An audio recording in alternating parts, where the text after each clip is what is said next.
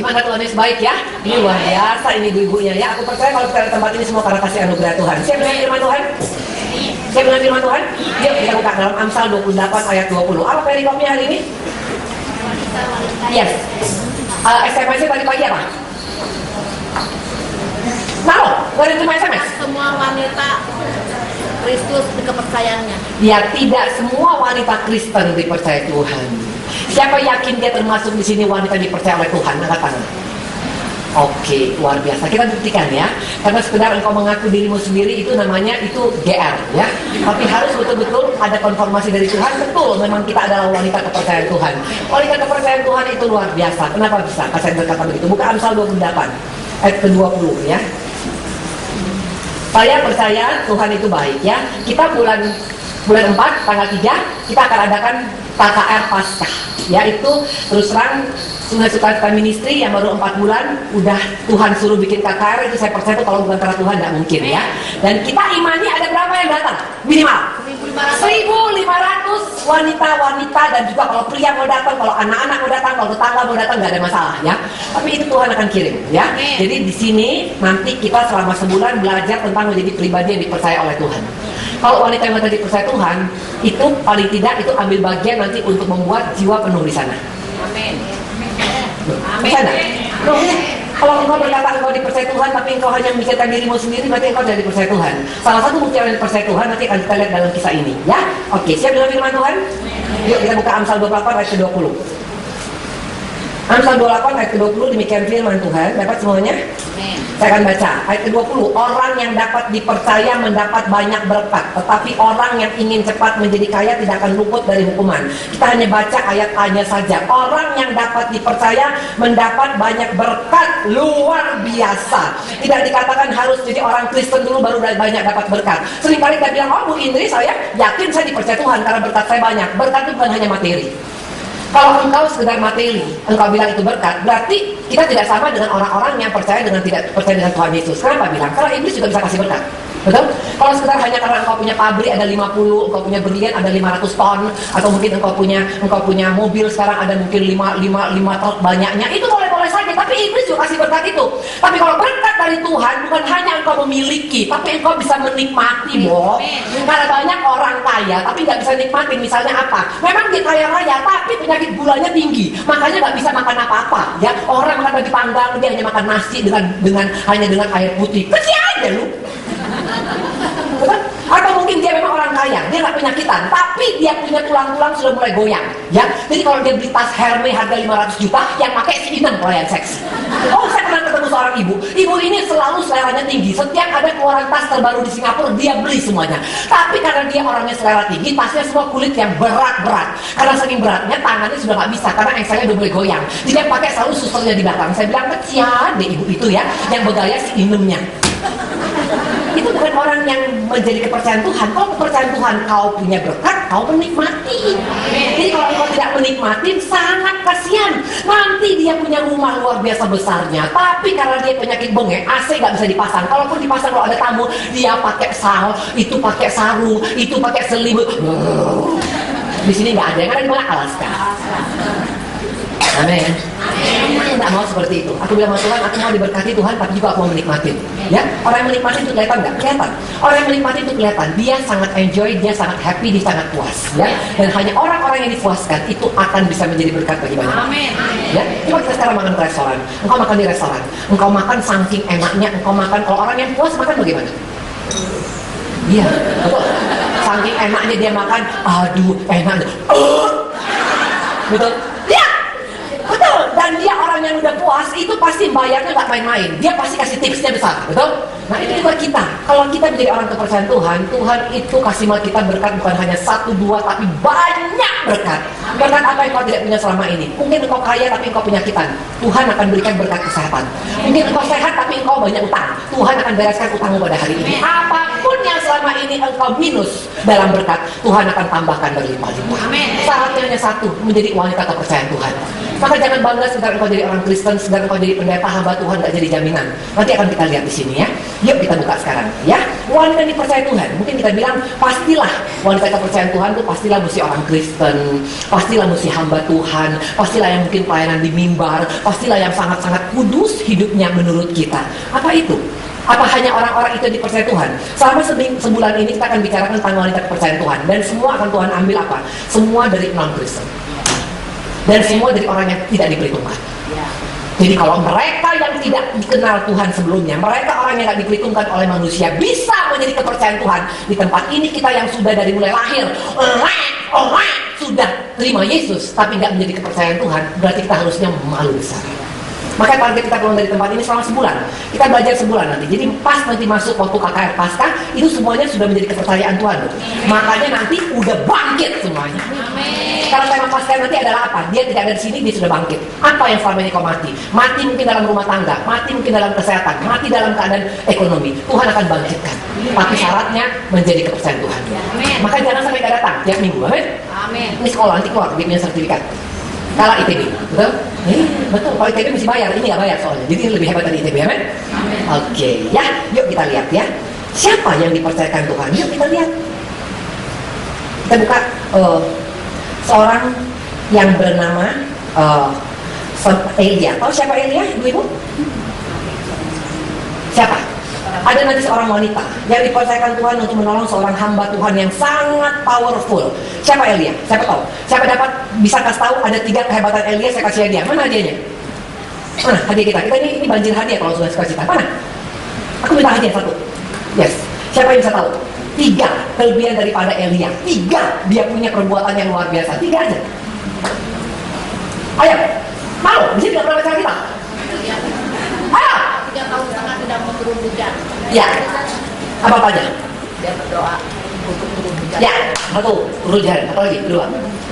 Nabi Baal yang dibunuh. Iya, Nabi Baal dibunuh. 1 lagi. 400 Nabi Baal. 1 lagi apa? 3. Allah yang memberikan kepada jangan sampai. Iya, iya, apa lagi? 1 lagi. Itu dia berdoa, apa yang keluar dari surga? Api dari surga turun membakar semua yang ada di sana. Diberikan hadiah. Ini saus harga 100 miliar. Ya, Tuhan berkati. Ini Ibu Emma, ini luar biasa. Ini rajin sekali datang. Hanya orang-orang yang punya komitmen yang akan menjadi orang kepercayaan Tuhan. Tepuk tangan untuk Tuhan itu. Ya, oke. Dikatakan tadi Nabi Elia itu nabi besar. Kenapa nabi besar? Karena waktu dia berdoa, doanya nggak main-main. Itu dikatakan waktu itu hujan nggak turun 3,5 tahun. Tapi karena doanya, itu hujan turun luar biasa. Apalagi waktu dia berdoa, itu api dari langit turun. What? Dia bumi hanguskan semuanya. Yang ketiga, waktu dia dikatakan Tuhan bunuh itu, sembelih semuanya. Itu ada 400 nabi Baal. Itu nabinya Isabel, dia cincang, dia sembelih semuanya. Ini orang hamba Tuhan luar biasa. Ini orang hamba Tuhan yang gak main-main. Mungkin di zaman sekarang ini hamba Tuhan yang sangat-sangat terkenal, yang mungkin kita sering dengar namanya. Jadi pertanyaan, waktu dia dalam keadaan punya masalah, kan hamba Tuhan jangan pikir gak punya masalah loh. Oh, gak mungkin kalau kau bilang, kok hamba Tuhan bisa sakit hati? Bisa. Namanya juga hamba Tuhan. Hamba Tuhan kok bisa anaknya bisa nakal? Bisa. Gak bisa hamba Tuhan. Hamba Tuhan juga manusia. Bisa. Makanya waktu saya pernah bawa, saya udah melayani. Saya pernah naik, suami saya punya motor soalnya. Jadi aku digonceng pakai motor. Aku kalau digonceng pakai motor, aku terus saya nggak begini gaya. Aku nge-jeans, itu pakai jaket kulit, udah itu aku gayanya, begitu. Jadi pas jemaat ketemu nih, itu hamba Tuhan kok begitu. Hamba Tuhan juga manusia. Saya suamiku soalnya motoris. Nggak mungkin dong gara-gara dia motoris, aku hamba Tuhan, langsung aku bilang kita berbeda soal kehidupan. Oh, tidak bisa. Kalau engkau hanya bisa jadi hamba Tuhan hanya di mimbar saja, no. Engkau harus turun ke marketplace. Waktu engkau di sana jadi berkat juga, itu baru hamba Tuhan yang luar biasa. Dimanapun kita bisa jadi berkat. Ya, makanya tempat ini hari ya, aku nggak suka dengan orang-orang yang ekstrim. Kalau ekstrim apa? Oh, karena kita sudah melayani Tuhan, makanya kita tidak boleh pakai makeup sedikit pun. Siapa bilang? Kalau ikat bergaya kok, baju warna pinkis loh. Betul. Oh, kenapa? Tuhan mau mempelainya cantik luar, cantik dalam. Ini jangan ekstrim. Sampai pakai lipstik pun nggak berani, karena dikatakan itu akan menghilangkan kekudusan. Gombal. Amin. Amin. Maka di tempat ini kita bukan ministry aja, ini ministry teman. Engkau bisa bergaya, engkau bisa keren, tapi engkau juga berkenan di hadapan Tuhan. Amin. Amin. Ya, tepuk tangan dong buat Tuhan Yesus. Oke. Dikatakan tadi apa? Ini hamba Tuhan besar. Hamba Tuhan besar bisa punya masalah, bisa. Waktu itu kekeringan, termasuk Elia pun berarti mengalami kekeringan. Dia nggak makan.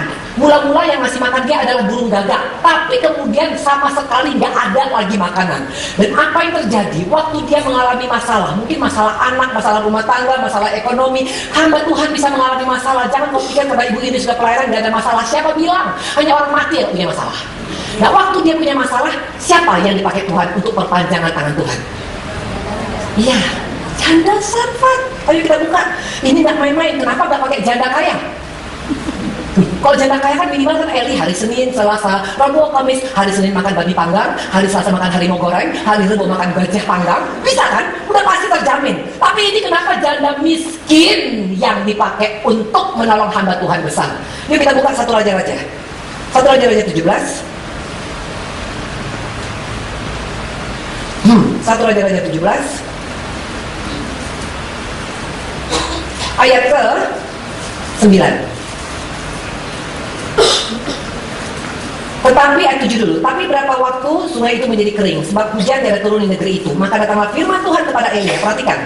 Bersiaplah, pergilah ke Sarfat yang termasuk wilayah Sidon, dan diamlah di sana. Ketahuilah, aku telah memerintahkan seorang janda untuk memberi engkau makan. Wonderful. Siapa yang dipercayakan Tuhan untuk mengurus masalah Elia? Seorang janda miskin. Janda miskin yang menghadapi kekeringan. Jadi udah miskin, negaranya juga waktu itu dalam keadaan krisis. Jadi bayangkan logikanya, kenapa nggak pakai orang kaya? Kenapa nggak pakai hamba Tuhan yang berhasil, yang punya mungkin jemaat 2 juta orang? Kenapa nggak pakai bisa pengusaha Kristen atau politikus Kristen wanita? Kenapa mesti pakai janda ini? Berarti ada sesuatu tentang janda ini. Yang pasti janda ini adalah orang kepercayaan Tuhan. Dia bukan Kristen. Dia non-Kristen. Artinya apa? Jangan kau bangga karena engkau sekedar hanya Kristen. Sekedar engkau Kristen tapi engkau tidak punya gaya hidup seperti janda Sarfat, kita nggak akan pernah dipercayakan Tuhan dalam hal apapun. Dan kalau kita tidak dipercayakan Tuhan, jangan mimpi engkau bisa mendapat banyak berkat dari Tuhan. Ingat sekali lagi, berkat bukan hanya harta dunia. Karena banyak orang punya harta tapi nggak bisa menikmati. Tapi kalau berkat dari Tuhan, sudah engkau diberkati, engkau menikmati, engkau jadi berkat. Amin. Itu yang wonderful. Amin. Amin. Oke, sekarang kita lihat ya. Kita lihat sekarang di sini dikatakan seorang janda. Kenapa? Kenapa? Kenapa? Siapa tahu kenapa? Kalau dapat jawabannya betul, aku kasih lagi hadiah. Aku lagi suka kasih hadiah hari ini. Masalah bayar nanti bajunya itu urusan belakang. Yang penting dikasih hadiah dulu. Satu Raja 17. Siapa yang tahu? Apa yang membuat sampai wanita ini, sampai dipercayakan Tuhan? Kenapa jadi percaya oleh Tuhan Yesus? Ya, jawabannya di ayat 12 ya. Kita lihat ya, di jawabannya di ayat 12 dikatakan adalah apa? Perempuan itu menjawab, ya, perempuan itu menjawab, demi Tuhan Allahmu yang hidup, sesungguhnya tidak ada lagi roti padaku sedikit pun kecuali segenggam tepung dalam tempayan dan sedikit minyak dalam buli-buli. Dan sekarang aku sedang mengumpulkan 2-3 potong kayu api, kemudian aku mau pulang dan mengolahnya bagiku dan bagi anakku, dan setelah kami memakannya maka kami akan mati. Dikatakan perempuan itu menjawab, demi Tuhan Allahmu yang hidup. Ini bicara tentang apa? Perempuan ini sangat tahu persis siapa Allahnya Elia. Perempuan ini tahu siapa Tuhan Yesus. Dia bukan orang Kristen yang tiap hari beribadah di Sungai Sukacita Ministry tiap hari Rabu. Kan? Tapi dia hanya pernah dengar sekali tentang Allahnya Elia yang pernah membunuh Nabi Baal, yang pernah membakar semua yang ada di sana, yang menurunkan hujan, yang menyetop hujan. Dia pernah dengar. Dia mungkin cuma dengar sekali, tapi imannya berkata Allah yang disembah Elia adalah Allah yang hidup. Sementara kita tiap minggu dengar firman, kita punya iman gak seperti wanita ini? Kita masih gak yakin Allah gua hidup apa enggak? Waktu engkau tidak yakin Allah yang kau sembah adalah Allah yang hidup, sampai kapanpun engkau tidak akan menjadi orang kepercayaan Tuhan. Mungkin kau berkata, apa Bu Indri? Ya, dia sangat tahu. Apa buktinya orang yang tidak mengenal Allahnya? Kita lihat. Mungkin kau bilang, Bu Indri saya kenal Allah yang hidup. Oke, kita buktikan. Kalau engkau mengenal Allah yang hidup, engkau tidak akan punya gaya hidup seperti orang ini. Kita buka Markus 4 ya. Ini orang Kristen. Markus 4 ayat 38 sampai dengan 39. Ya, makanya kenapa nggak dipilih wanita Kristen? Kenapa dipilih janda ini? Karena janda ini berkata Allahmu yang hidup. Dia sangat kenal siapa Tuhan Yesus walaupun dia belum pernah bertemu secara pribadi. Ya, tapi seringkali kita berkata kita bertemu dengan Tuhan secara pribadi, masuk hadirat Tuhan, tapi tetap kita menganggap Allah kita mati. Ya, mana buktinya kita menganggap Allah kita mati? Markus 4 ayat 38 sampai dengan 39. Ya. Pada waktu itu, ayat ke-37, lalu mengamuklah taufan yang sangat dahsyat dan ombak menyebur masuk. Sebentar, ayat 36 saya baca. Ayat 35 ya. Pada hari itu waktu hari sudah petang, Yesus berkata pada mereka, marilah kita bertolak ke seberang. Ya, marilah kita bertolak ke seberang. Ini perintah Tuhan. Dan perhatikan ayat 36. Mereka meninggalkan orang banyak itu lalu bertolak dan membawa Yesus beserta dengan mereka dalam perahu di mana Yesus telah duduk dalam perahu-perahu lain juga menyertai dia. Ya, ini orang tahu firman, ini orang melakukan firman. Tapi apa automatically membuat orang ini tidak punya masalah? Siapa bilang? Lihat ayat ke-37. Lalu mengamuklah taufan yang sangat dahsyat dan ombak menyebur masuk ke dalam perahu sehingga perahu itu mulai penuh dengan air.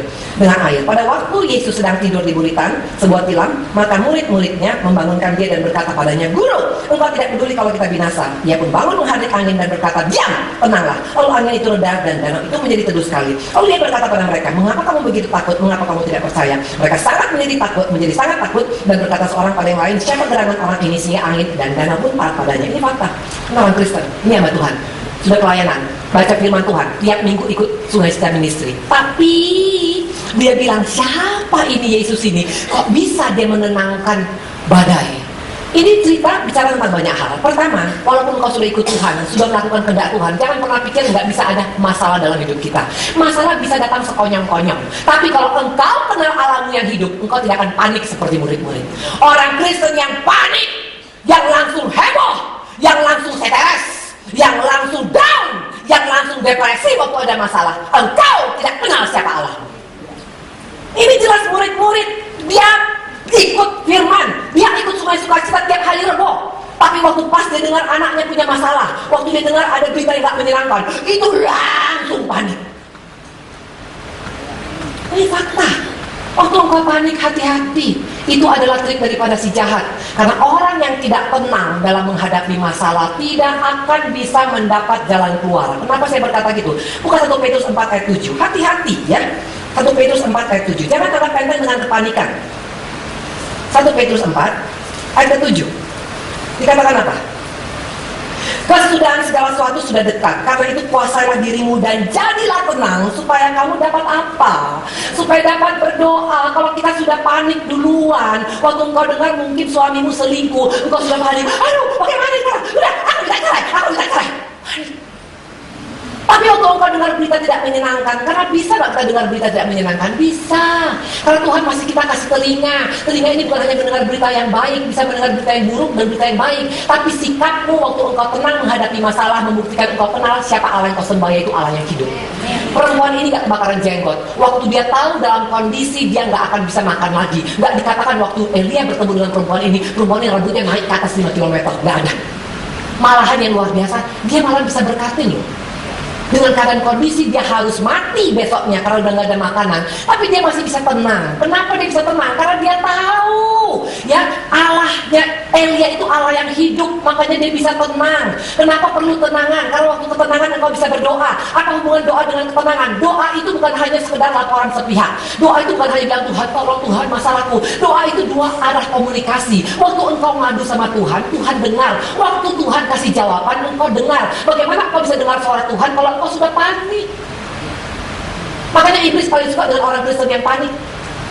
Ini baru saya alami kemarin, tadi malam, 2 hari yang lalu, itu waktu hari Selasa, itu Bogor, itu hujan badai. Hujan beratnya luar biasa. Bahkan dikatakan daerah Bogor itu sekarang siaga 1, karena longsornya habis-habisan. Dan itu terjadi kepada hotel kami. Saya punya hotel ada di puncak, itu yang luar biasa. Itu kirmir kita 25 meter semua jebol. Dan bukan hanya jebol, tapi apa yang terjadi? Itu rumah penduduk kena, musola kena. Waktu kau dengar itu apa yang kau lakukan? Kalau engkau langsung panik, engkau stres, bisa-bisa engkau bisa gila sendiri. Amin. Tapi waktu engkau tenang, kau datang pada Tuhan, Tuhan ini bagaimana? Apa yang harus kulakukan Tuhan? Very simple. Tuhan bilang, anakku kenapa takut? Ini aku perbaikin kau punya kirmir. Caranya bagaimana Tuhan? Kalau udah kali bayangkan, kirmir itu 25 meter. Itu hitungan meter kalau kirmir yang bagus, itu minimal itu makan bisa 100 jutaan lebih. Dan untuk menyediakan langsung 100 juta cash on hand, itu untuk pengusaha nggak gampang. Karena kami banyak kan investasi sana sini, sana sini, sana sini. Tapi Tuhan hanya ingatkan satu, aku akan berikan yang terbaik, lebih baik daripada kriminal sebelumnya. Bagaimana? Pakai asuransimu. Kita bilang Tuhan terima kasih. Amin. Kami telepon asuransi kemarin, itu di cover nggak? Semua di cover ibu-ibu. Hari ini jangan panik duluan. Saya mau tanya, tahu cerita Yohebed? Siapa Yohebed? Itu tukang bakso di depan. Buka keluaran. Ayo lihat. Ini wanita luar biasa. Ini namanya gak pernah tertulis banyak di Alkitab, tapi dia adalah pahlawan iman yang luar biasa. Anaknya yang bernama Musa itu dipakai luar biasa. Nabi pertama di Alkitab yang punya 2 juta jemaat itu adalah Musa. Musa ini harusnya sudah mati. Kenapa mati? Karena Firaun berkata apa? Semua orang Ibrani 2 tahun umurnya bunuh semua, buang ke sungai Nil. Dan Musa itu lahir pada waktu Firaun membuat keputusan untuk membunuh semua anak Israel. Karena Firaun sangat takut melihat Israel cepat berkembang biak. Dia takut nanti lama-lama lebih banyak daripada orang Mesir. Makanya dikata peraturannya itu apa? Kita buka Kejadian, Keluaran ya. Kita buka Keluaran. Dia di tempat ini mari. Waktu engkau punya berita yang tidak menyenangkan, jangan cepat panik karena ini membuat engkau tidak bisa mendengar jawaban daripada Tuhan. Keluaran 1 ayat 23. Ya. Ayat 22. Lalu Firaun memberi perintah kepada seluruh rakyatnya. Perhatikan, ini raja yang memerintahkan. Kalau zaman dulu, omongan raja itu nggak bisa berubah loh. Apa yang dibilang A, itu harus A. Nggak ada yang bisa berubah. Bukan kayak kita sekarang. Kita bisa ngomong A hari ini, besok B. Kalau zaman dulu, raja itu wibawanya tergantung dari perkataannya yang nggak berubah-ubah. Ya, perhatikan ayat ke-22. Lalu Firaun memberi perintah kepada seluruh rakyatnya. Lemparkan segala anak-anak laki-laki yang lahir bagi orang Ibrani ke dalam sungai Nil. Tapi segala anak perempuan biarkanlah hidup. Jelas. Bayangkan sekarang kau punya anak seperti Yohebed. Kau punya anak Musa. Anak kita lahir masih umur 2 tahun ke bawah dan harus mati. Kira-kira gimana sikap kita? Tiba-tiba ada peraturan di Indonesia bahwa semua orang Kristen yang anaknya baru lahir 2 tahun ke bawah, buang ke sungai Kudung. Gimana? Yang baru melahirkan nih, baru oek-oek anaknya lagi lucu-lucu lagi. Mama, lihatlah kodok melompat. Wak-wak gimana?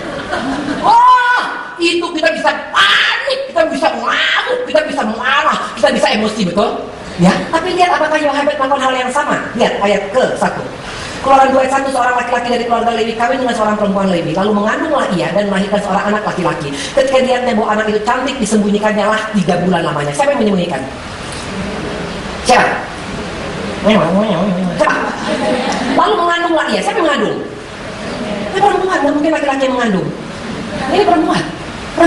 Ini perempuan yang dipercaya Tuhan. Ya, ini dipercayakan Tuhan untuk bisa memelihara seorang anak yang bakal dipakai Tuhan luar biasa yang bernama Musa. Ya, perhatikan. Lalu mengandunglah dia, berarti Yohebed melahirkan seorang anak laki-laki. Ketika dilihatnya, siapanya? Loh, ketika dilihatnya, siapanya? Hah? Ini tamat SD semua nggak?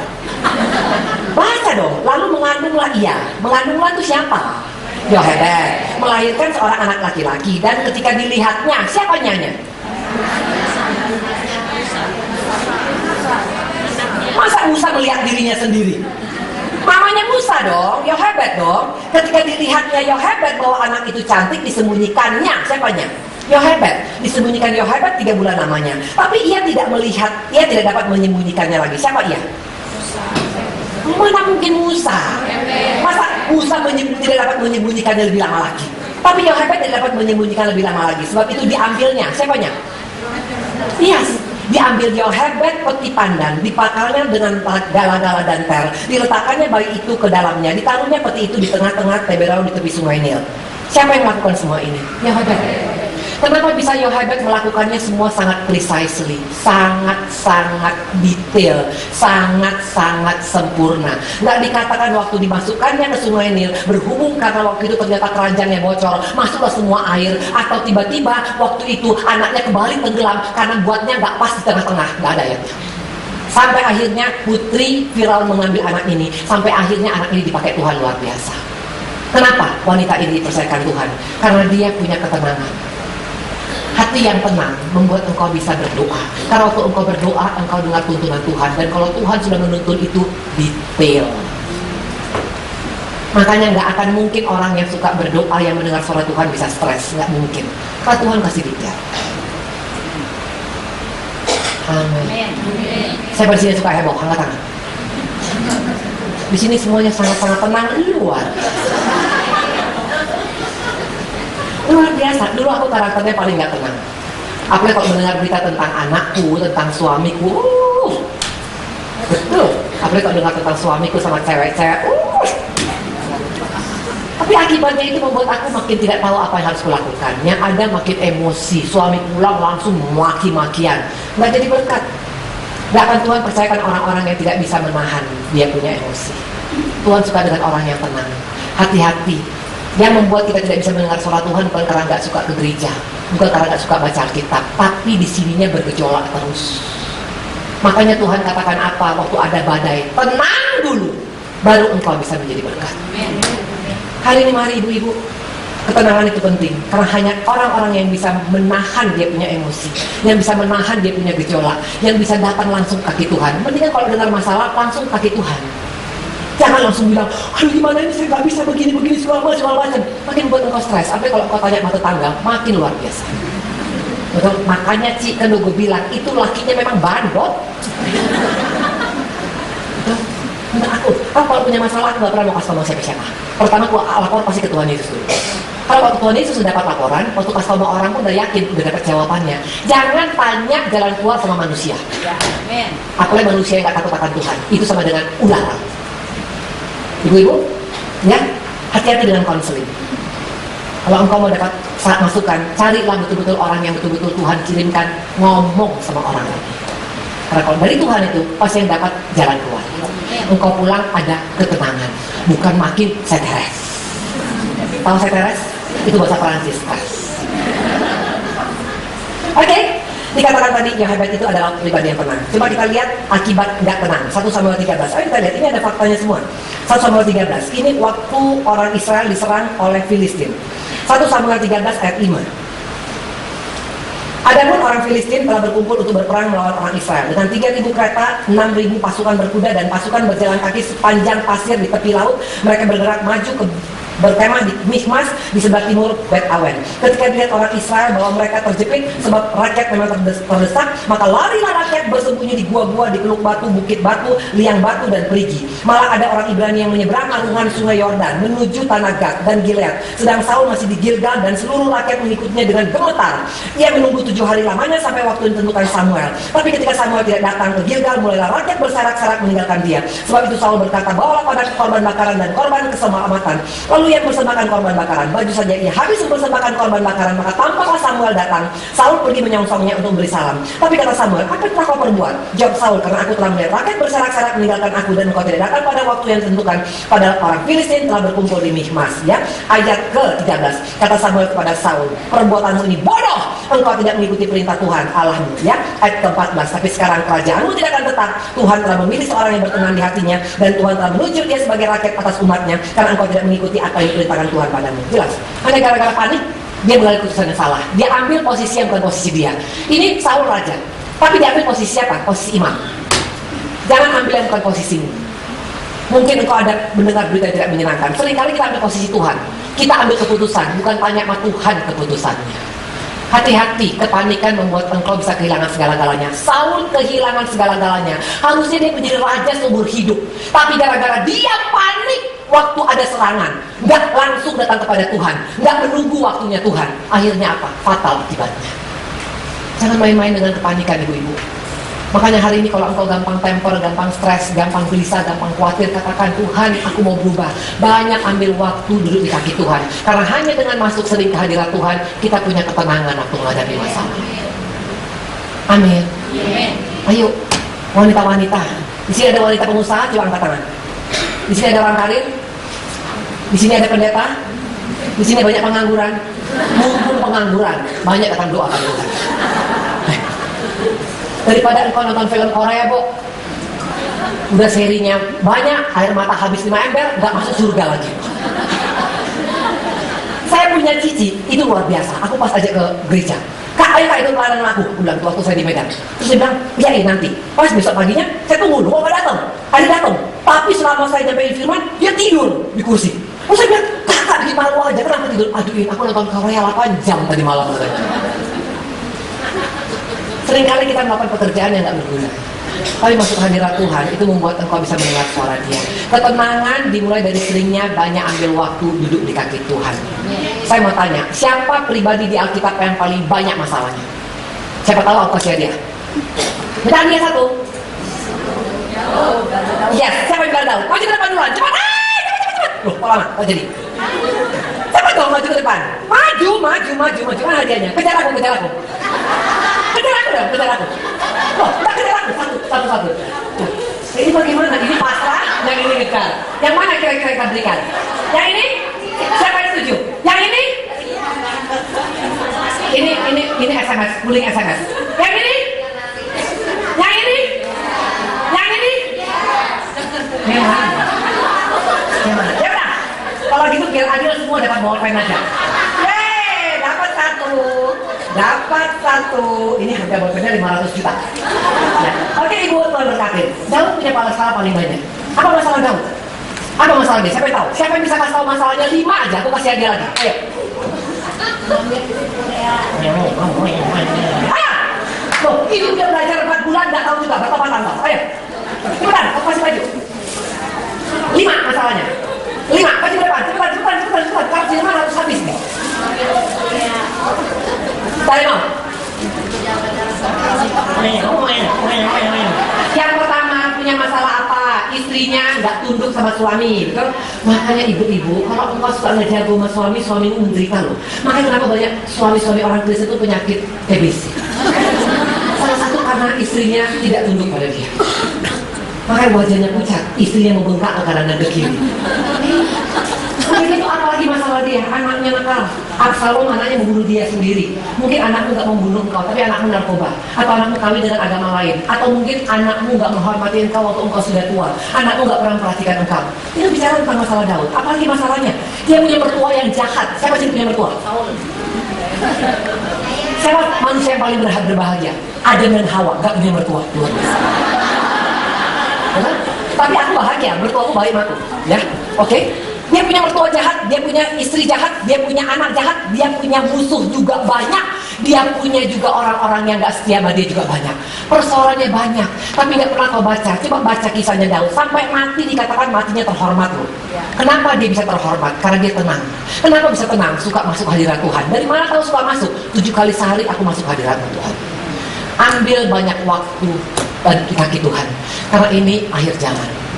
Akan banyak berita yang gak senang kau akan dengarkan. Orang-orang yang dipercayakan Tuhan adalah orang-orang yang bisa tenang menghadapi masalah, karena dia pasti bisa menyelesaikan masalahnya, karena dengar jawaban dari Tuhan itu sangat penting. Amin. Ibu-ibu yang jam doanya meningkat tuh kelihatan dari wajahnya. Orang yang tenang wajahnya makin apa? Makin ciamik. Betul kan? Tapi kalau orang gak tenang mukanya gimana? Betul? Itu mukanya makin cantik. Udah makin cantik, masuk surga lagi.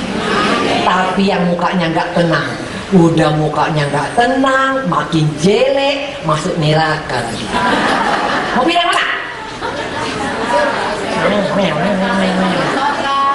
Iya, ya ibu-ibu, cantik itu nggak hanya karena hidung mancung loh. Cantik itu bukan karena bibir tipis saja. Cantik itu waktu engkau punya batin cantik, keluar tuh cantik. Amin. Maka dikatakan waktu Tuhan Yesus bertemu dengan Elia, itu dikatakan wajahnya penuh dengan sinar kemuliaan. Orang yang suka berdoa seperti Elia, itu wajahnya akan terpancar sinar kemuliaan. Amin. Mau bikin suami betah di rumah? Mau? Caranya bagaimana? Bukan pakai makeup, pakai 5 km panjangnya. Banyak doa. Waktu engkau senyum, waktu pun gigimu ompong, kelihatan semua gigimu full.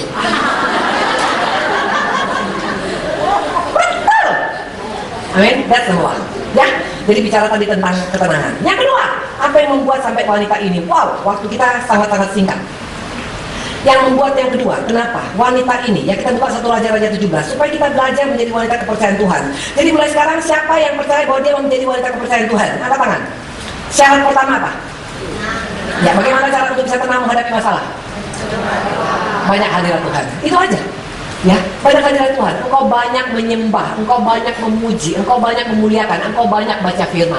Saya mau tanya, siapa di sini yang dapat firman tiap pagi? SMS? Dibaca kan? Loh, kok yang lain nggak dapat? Mana yang angkat tangan? Coba angkat tangan. Siapa yang nggak dapat? Loh, kok masih banyak? Aku kirim dari jam 3 pagi loh. Kenapa nggak dapat? Udah isi formulir tadi di sini? Karena ini ada perbaikan sistem. Karena kita agak belepotan dengan sistemnya.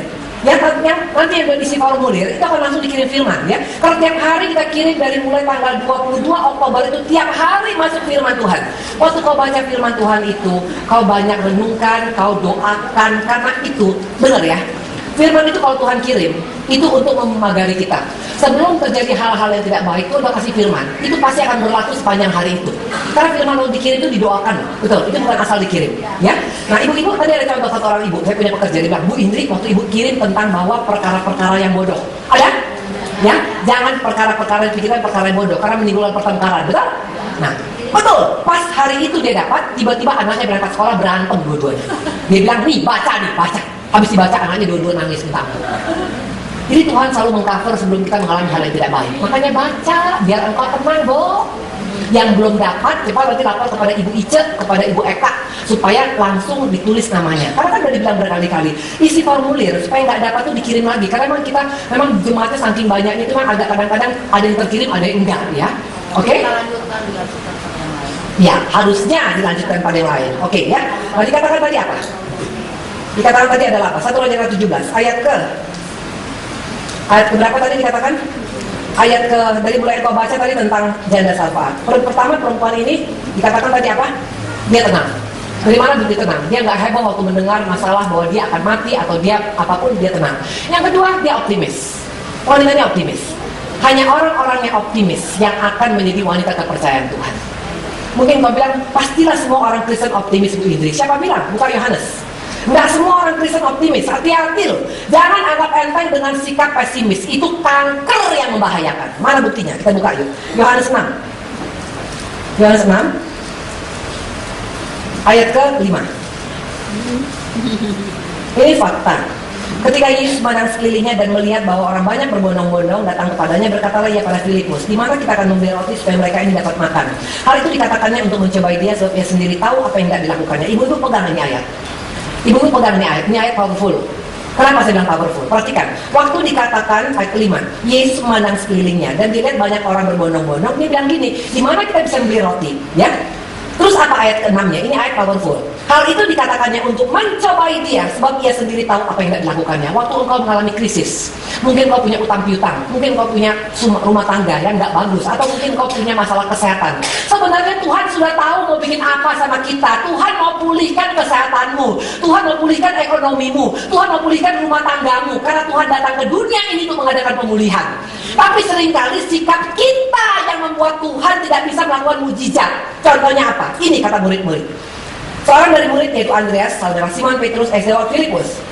Ayat 7. Roti seharga 200 dinar tidak akan cukup untuk mereka ini, sekalipun masing-masing mendapat sepotong kecil saja. Seorang dari murid-murid yaitu Andreas, saudara Simon Petrus berkata, di sini ada seorang anak yang punya 5 roti jelai dan 2 ikan. Tapi apa artinya ini untuk orang sebanyak itu? Ini fakta.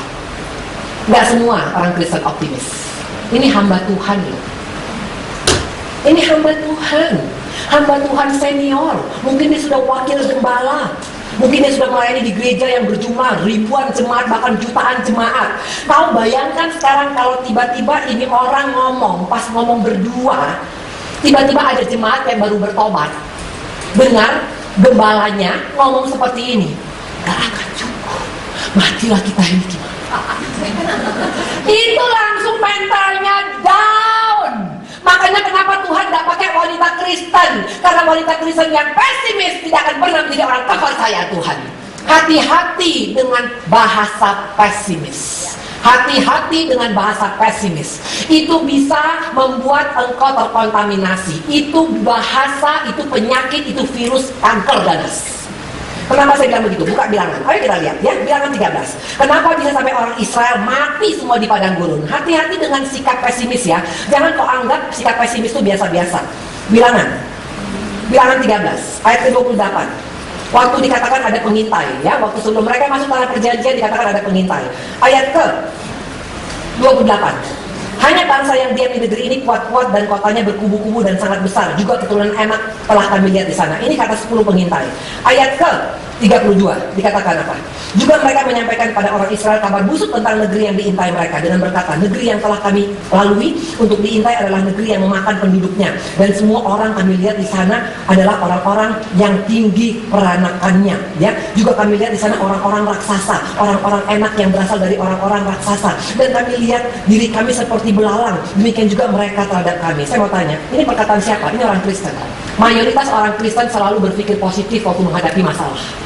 Selama engkau positif, selama engkau negatif, engkau tidak akan pernah jadi orang kepercayaan Tuhan. Perhatikan, sikap daripada mendengar perkataan pesimis, ini kanker yang menular. Perhatikan, ayat 1. Bilangan ke-14 ayat 1. Lalu segenap umat mengeluarkan suara nyaring dan bangsa itu menangis pada malam itu. Bersurut-surutlah semua orang Israel pada Musa dan Harun. Segenap umat itu berkata pada Musa, sekiranya kami mati di tanah Mesir atau di padang gurun ini. Mengapa Tuhan membawa kami ke negeri ini supaya kami tewas oleh pedang dan istri serta anak-anak kami menjadi tawanan? Bukankah lebih baik kami pulang ke Mesir? Dan mereka berkata pada yang lain, baiklah kita mengangkat seorang pemimpin lalu pulang ke Mesir. Ini fakta. Gara-gara 10 orang. Gara-gara 10 orang yang pesimis, itu seluruh orang Israel pesimis. Akibatnya apa? 2 juta orang Israel mati semua di padang gurun. Hati-hati waktu engkau pesimis dengan hidupmu karena engkau mendengar hal yang tidak baik. Itu tidak akan pernah membuat hidupmu berubah. Tapi waktu engkau optimis seperti janda Sarfat, bukan hanya dicukupkan dia, bahkan dikatakan tepung dan tempayan itu tidak pernah habis-habisnya. Minyak tidak pernah habis-habisnya. Ibu-ibu mari tempat ini. Pesimis membuat engkau tidak akan menjadi kepercayaan Tuhan. Dan hati-hati. Coba kita buka 1 Korintus. Ini ayat ini luar biasa loh. Ya, tadi saya dapat tadi pagi. 1 Korintus. 1 Korintus 17, 1 Korintus 15, ayat ke-33. Dapat semuanya sama-sama kita baca. 1, 2, 3.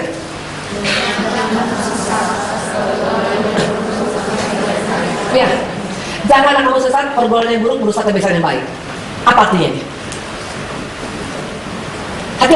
Hati-hati ibu-ibu. Saya kasih tahu ya. Cari komunitas yang bisa membuat engkau bisa menjadi lebih baik lagi. Pergaulan yang buruk merusak kebiasaan yang baik. Apa pergaulan yang buruk? Mungkin kau bilang judi, betul. Hati-hati dengan judi ya. Karena judi itu pergaulan yang buruk sangat fatal. Orang yang iseng-iseng mula-mula main judi 5 perak. Lama-lama 500 ribu. Lama-lama 5 juta. Lama-lama rumahnya hilang, bahkan istrinya bisa dijual. Betul, saya punya banyak anak rohani yang gara-gara iseng main judi, mula-mula iseng-iseng daripada bengong, daripada main-main, akhirnya sampai kehilangan segala-galanya. Apa pergaulan yang buruk? Narkoba. Apa pergaulan yang buruk? Yang suka nongkrong-nongkrong di karaoke atau ke diskotik, itu pergaulan buruk. Tapi hati-hati, pergaulan buruk bukan hanya itu, termasuk juga bergaul dengan orang-orang yang pesimis, membuat engkau pasti akan jadi pesimis. Waktu orang bilang, ya gimana ya, kayaknya ya agak berat, iya, ya agak berat. Kalau aku tidak pernah mau pesimis, nggak pernah. Suamiku waktu belum berubah, nggak pernah aku bilang iya ya. Ibu-ibu, tolonglah kalau bisa doakanlah ibu-ibu. Mana ibu yang masalah, suamiku belum berubah. Nggak pernah. Selalu aku bilang satu saat suami akan berdiri bersama-sama melayani dengan aku. Itu saya ngomongin 11 tahun loh. Tidak pernah aku bergeser dari itu. Karena Tuhan berkata pemulihan. Satu orang sungguh-sungguh sisi rumah selamat. Tuhan berjanjikan apa? Pemulihan. Tuhan berjanjikan apa? Tidak menjadi kepala tapi menjadi ekor. Tidak menjadi kepala. Tidak menjadi ekor tapi menjadi kepala. Ya. Loh, apa Tuhan bisa salah nggak? Bisa. Kalau nggak diampuni masuk neraka. Sorry. Nah, ya harus optimis. Karena waktu pesimis itu kanker. Makanya jangan bergaul dengan orang yang pesimis. Makanya kalau kau mencari komunitas yang optimis. Makanya kenapa nama persekutuan kita namanya Sungai Sukacitamu mengalir dalamku. Oh yes. Itu orang optimis, Bo. Tapi kok pesimis? Kenapa? Nah, lagunya sedih terus. Aku nggak suka. Sedih. Karena kau sedih, makin membuat engkau makin terpuruk. Karena emosi ini tergantung dari lagu yang kau dengar. Makanya lagu. Tahu laguku Yakin? Gimana lagunya?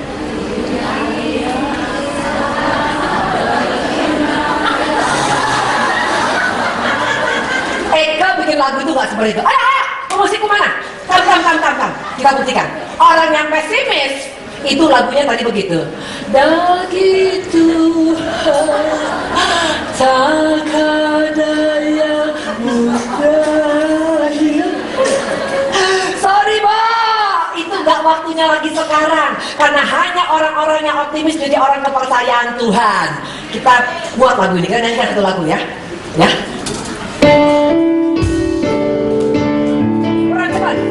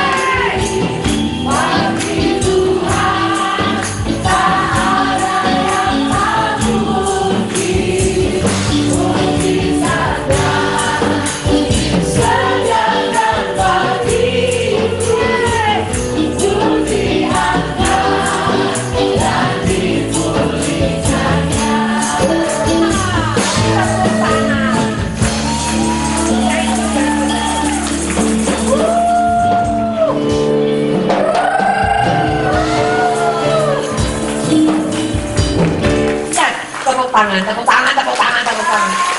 Silakan dulu. Mau pilih mana? Mau pilih pribadi yang pesimis sampai optimis? Optimis. Optimis orang yang dipercaya Tuhan. Ya. Bagaimana cara optimis? Maka jangan kau lihat apa yang kau lihat, tapi kau aminkan apa yang kau imani. Itu optimis. Kaleb juga melihat yang sama dengan Yosua. Mereka lihat banyak orang enak, banyak raksasa. Tapi dia nggak lihat itu. Dia ingat janji Tuhan bahwa engkau akan masuk tanah yang kau ijak akan menjadi milikmu. Makanya mesti kuat di firman biar bisa optimis. Kalau engkau tidak kuat di firman, bagaimana mau optimis? Karena firman itu adalah janji Tuhan. Makanya datang ke sini tiap hari Rebo. Amin. Amin. Iya. Karena biar kita makin kuat. Karena hanya orang-orang yang banyak dengar kebenaran yang bisa kuat. Kuat itu bukan karena makan ginseng Korea, bukan boh. Tapi karena waktu engkau mendengarkan firman, engkau mengaminkan firman, nanti waktu ada masalah engkau jawab dengan firman, membuat engkau kuat dalam firman. Amin. Amin. Jadi dikatakan tadi adalah apa? Mau di sini terus atau mau pulang? Di sini aja. Di sini aja ya, benar. Karena urapannya akan lebih dekat. Amin. Yang pertama tadi adalah apa? Tenang. Cara bagaimana tenang? Banyak masuk hadirat Tuhan. Ya. Belajar dari Daud, dia punya masalah banyaknya luar biasa. Belajar dari Daud, makanya bisa tenang. Siapa yang bisa tenang menghadapi masalah? Dia hebat. Makanya bisa anaknya selamat. Kenapa bisa? Kalau Tuhan yang kasih jalan keluar itu detail. Sampai makan, engkau mau bikin restoran, engkau mau bikin jual nasi goreng, itu sampai Tuhan kasih. Bawangnya berapa potong, garamnya berapa sendok, Tuhan kasih tahu semuanya. Mau cari jodoh juga mesti tenang. Siapa yang cari jodoh sini? Kata. Karena ini punya urapan khusus tentang jodoh. Betul. Mesti tenang. Waktu engkau geladak duduk salah. Jangan lihat karena pakai Innova. Bisa-bisa itu Innovanya utang atau leasing. Pakai 2 hari dia sewa. Biar untuk membuat engkau terkagum-kagum. Padahal habis itu utangnya banyak. Ya, tapi kalau engkau tenang, Tuhan bisa kasih tahu. Walaupun mungkin mukanya penampilan biasa-biasa, hidung masuk ke dalam, gigi mancung keluar. Terima kasih. Amin. Amin. Yang ketiga, ya, yang ketiga dikatakan adalah apa? Ya, coba kita lihat. Ini luar biasa kalau aku suka. Mungkin kita hanya nyampe ketiga aja, ya. Nanti yang kedua lagi ngutang, biar kalian kejar-kejar terus cari firman Tuhan, ya. Oke, yang ketiga, 1 Korintus 17. 1 Raja-Raja 17. Yang ketiga. 1 Raja-Raja 17 ayat ke-10. Dikatakan apa? Sudah itu bersiaplah ia pergi ke Sarfat, lalu sampai di tempat pintu gerbang kota, tampakkan sana seorang janda sedang mengumpulkan kayu api. Yang berseru pada perempuan itu, katanya, cobalah ambil bagiku sedikit air dalam pendi supaya aku minum. Ya, ketika perempuan itu pergi mengambilnya, ia berseru lagi, coba ambil juga bagiku sepotong roti. Perempuan itu menjawab, demi Tuhan Allahmu yang hidup, sungguhnya tidak ada roti padaku sedikit pun kecuali sembilan tepung dalam tempayan dan sedikit minyak dalam buli. Ya, ayat ke-13. Tapi Elia berkata, janganlah takut, pulanglah, buatlah seperti yang kau katakan, tapi buat lebih dahulu bagiku sepotong roti bundar kecil daripadanya. Lalu bawalah kepadaku, kemudian barulah kau buat bagimu dan bagi anakmu. Sebab beginilah firman Tuhan Allah Israel, tepung dalam tempayan tidak akan habis dan minyak dalam buli tidak akan berkurang sampai pada waktu Tuhan memberikan hujan ke atas muka bumi. Lalu pergilah perempuan itu berbuat seperti yang dikatakan Elia. Wonderful. Waktu kau dapati apa yang kau lihat? Pantas gak kalau di perempuan bilang gini, enak aja lu, ini gue pengen bikin buat anak gue, lu minta lagi, dasar gak pakai perasaan, bisa gak? Bisa. Dia apalagi dia orang kafir, dia bukan orang Kristen, dia gak kenal siapa Elia. Tapi yang luar biasa, dia bisa tahu siapa Elia itu hamba Allah yang hidup. Dan yang luar biasa, dia bisa mengutamakan kepentingan daripada seorang hamba Allah yang hidup lebih daripada kepentingan dia. Perempuan ini janda Sarfat, orang non-Kristen, tapi dia tahu apa arti daripada pelayanan yang sesungguhnya. Wow, banyak orang Kristen melayani, ngakunya hamba Tuhan, tapi hatinya selebritis. Mana contoh hati selebritis? Maunya hamba Tuhan yang diperhatikan. Kalau enggak datang diundang pakai pesawat Garuda, enggak mau. Kalau enggak di hotel bintang 5, tidak mau. Kalau PK-nya kecil, enggak tebal, enggak mau. Banyak begitu hamba Tuhan. Itu bukan hamba Tuhan kok, itu hamba hantu. Betul. Ini dia mengutamakan kepentingan orang lain dulu. Ini pelayanan full service. Maka jangan engkau berani berkata, saya hamba Tuhan, tapi engkau tidak punya hati kepada jiwa-jiwa. Nol di mata Tuhan. Tidak akan dipercayakan Tuhan proyek yang lebih besar. Tapi siapa setiap perkara kecil, mau engkau punya jemaat cuma 5 atau 10 orang, perhatikan kepentingan mereka, perhatikan, doakan kepentingan mereka, jangan kepentingan kita aja yang kita doakan. Waktu engkau doakan mereka, engkau perhatikan kebutuhan mereka, engkau datang memeluk mereka, Tuhan akan kirimkan 5, 10, 100, 1000, 2000 sampai berjuta-juta jemaat akan Tuhan kirim. Perempuan ini tahu pelayanan yang sesungguhnya. Hati-hati, Tuhan Yesus itu standarnya, selera Tuhan tinggi loh. Siapa percaya selera Tuhan Yesus tinggi? Mana ayatnya? Ayo kita lihat Lukas 7. Selera Tuhan tinggi loh. Dia tidak hanya sekedar orang yang pelayanan. Dia suka pelayanan yang betul-betul sesuai standar Tuhan. Lukas 7. Ayo kita lihat Lukas 7 ayat 44. Ini fakta. Jadi jangan sekedar bangga kita berkata kita melayani yang bagaimana dulu. Lukas 7 ayat 44. Dapat semuanya? Lukas 7 ayat 44 dikatakan, waktu ada perempuan pezina, ya, ada 2 orang yang melayani Tuhan pada waktu itu. Siapa saja mereka? Satu Simon, itu orang kusta. Dia melayani Tuhan, dia undang Tuhan ke rumahnya. Dia sediain makanan. Bagus. Ya, mungkin engkau juga tempat ini engkau buka rumahmu untuk ibadah. Bagus. Engkau bikin ada persekutuan. Bagus. Ya, Tuhan suka. Tapi apa itu yang standar Tuhan? Ayo kita lihat ayat 44. Dan sambil berpaling kepada perempuan itu, ia berkata pada Simon, engkau lihat perempuan ini, aku masuk ke rumahmu, namun engkau tidak memberikan aku air untuk membasuh kakiku. Tapi dia membasuhi air kakiku dengan air mata dan menyekanya dengan rambutnya. Engkau tidak mencium aku, tapi sejak aku masuk, ia tidak henti-hentinya mencium kakiku. Engkau tidak meminyaki kepalaku dengan minyak, tapi ia meminyaki kakiku dengan minyak wangi. Sebab aku berkata padamu, dosa yang banyak telah diampuni, sebab ia telah banyak berbuat kasih. Tapi orang yang sedikit diampuni, sedikit juga ia berbuat kasih. Ini pelayanan itu artinya kasih. Pelayanan itu bukan hanya sekedar buka ibadah. Kasih itu adalah apa? Kasih itu adalah orang yang memberikan yang terbaik kepada orang lain, bukan kepada dirinya sendiri. Ada 2 pelayanan tadi. Yang satu pelayanan yang sudah buka rumahnya untuk pekerjaan Tuhan.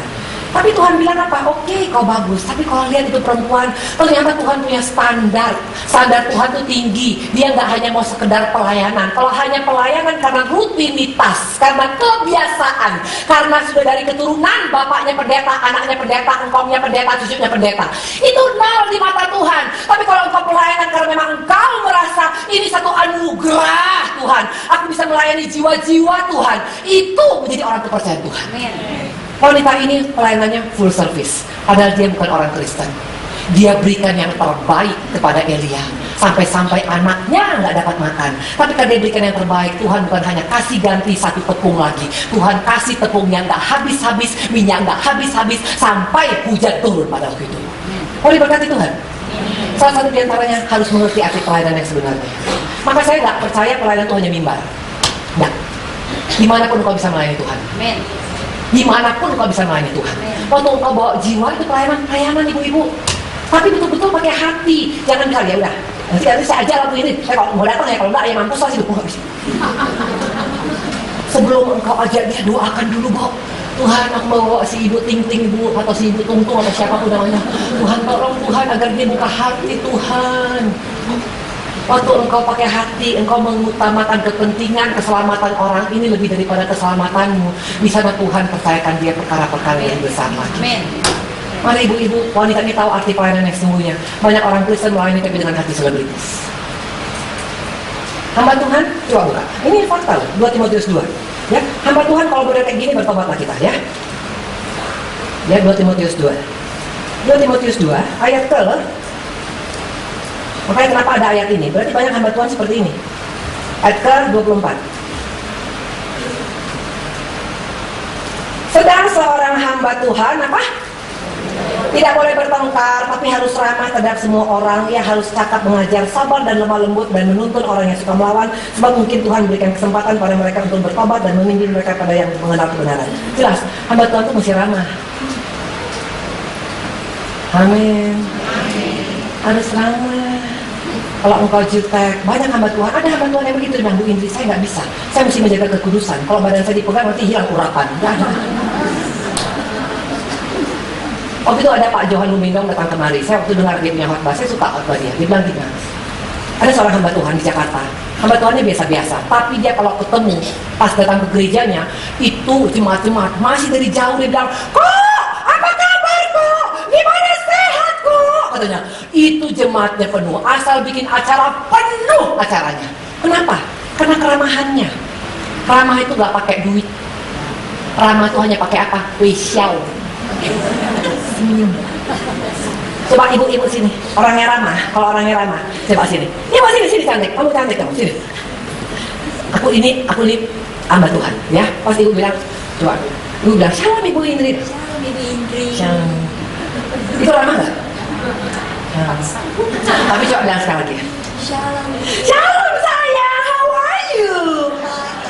Mumpung perempuan bisa peluk-pelukan.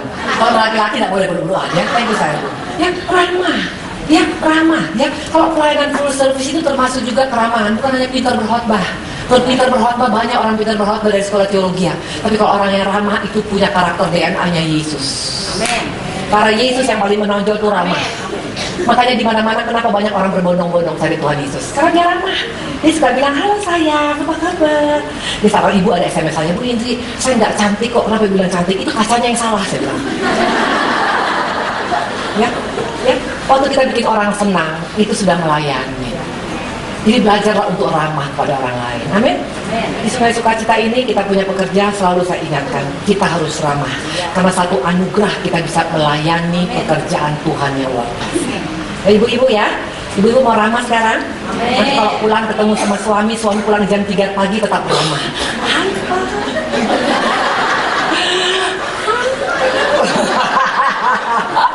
Luar biasa, ya luar biasa. Jadi yang pertama tadi adalah apa? Jangan panik. Yang kedua optimis. Yang ketiga tadi adalah apa? Harus mengerti tentang pelayanan. Yang Tuhan cari adalah pelayanan full service. Jadi Sungai Sukacita Ministry namanya sekarang ditambah lagi. Sungai Sukacita Ministry, Ministry by Love. Karena kalau kita pelayanan dengan cinta itu beda. Mereka pulang, mereka kenyang. Itu kemarin kita ada mesbah doa di sini ibu-ibu. Yang belum ikut, siapa yang udah ikut mesbah doa kemarin hari Jumat lalu? Anak-anak.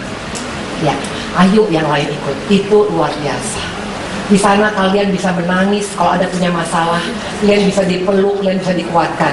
Udah begitu luar biasa. Kita ada bikin doa puasa. Itu jemaat ditawari, ayo jadi berkat. Itu luar biasa. Saya percaya sama jemaat itu merasa sudah kenyang, maka mereka memberkati. Itu bawa makanan banyak kemarin.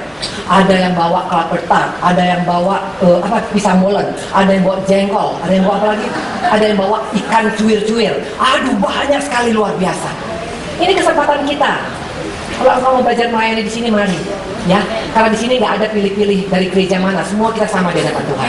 Ya, dan pelayanan yang paling hebat bukan mimbar, jangan salah. Mau engkau hanya atur kursi, hanya kasih minum jemaat pun itu sudah pelayanan. Upah kita semua sama, 1 dinar dari surga. Amin. Amin. Amin.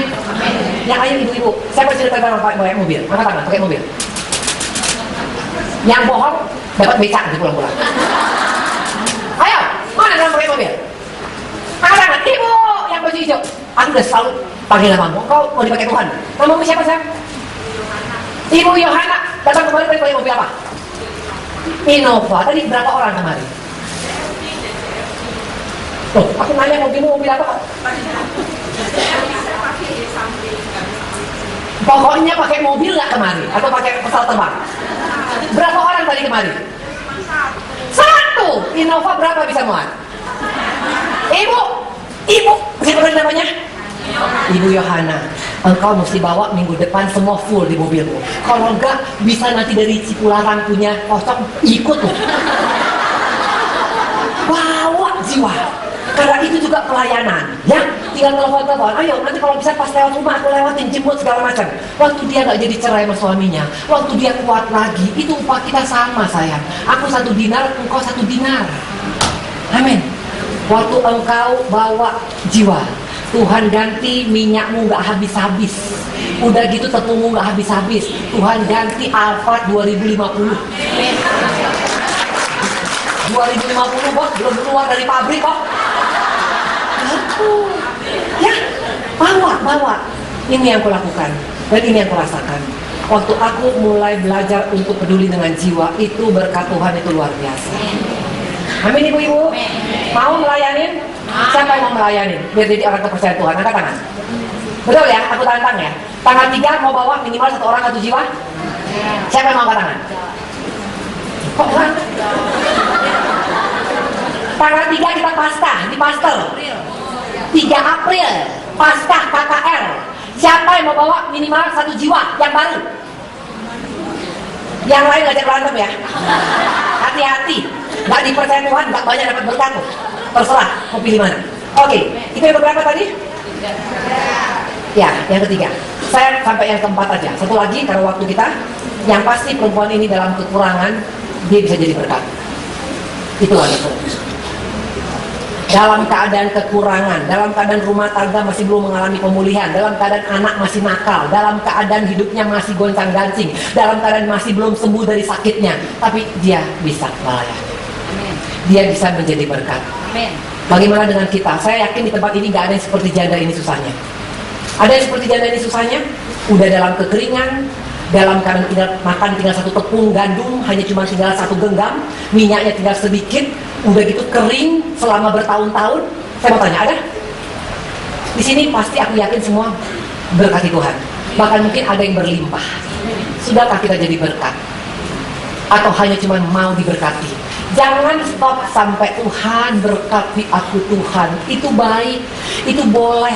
Tapi sesudah diberkatin jangan berhenti. Harus berkata, Tuhan aku siap menjadi berkat.